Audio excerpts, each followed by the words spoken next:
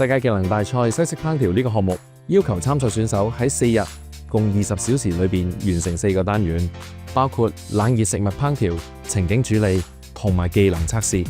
評分準則係參考行業操作模式去訂立，以客觀性同主觀性兩大因素去評分。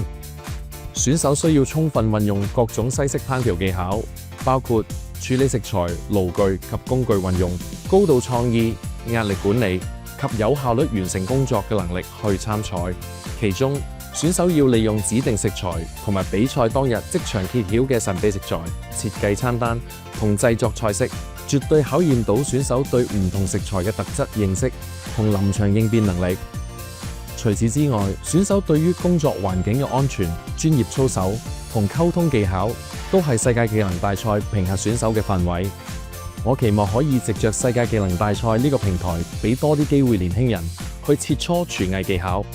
見識國際廚藝水準，從而令更多年輕人了解西式廚藝事業發展係多元化同埋國際化。我係2024年里昂世界技能大賽西式烹調項目嘅香港代表選手黃湘。我本身對煮嘢食好有興趣，所以報讀咗 VTC 國際廚藝學院國際廚藝文憑課程，學習西式烹調技巧，由上堂學到嘅理論去到實際操作。每當我做出一道又靚又好味嘅菜式，我都會覺得好有成就感。我好榮幸可以代表香港參加世界技能大賽，細菜覆蓋範圍比較廣闊，由設計菜單到前菜、湯、主菜同甜品點樣互相搭配，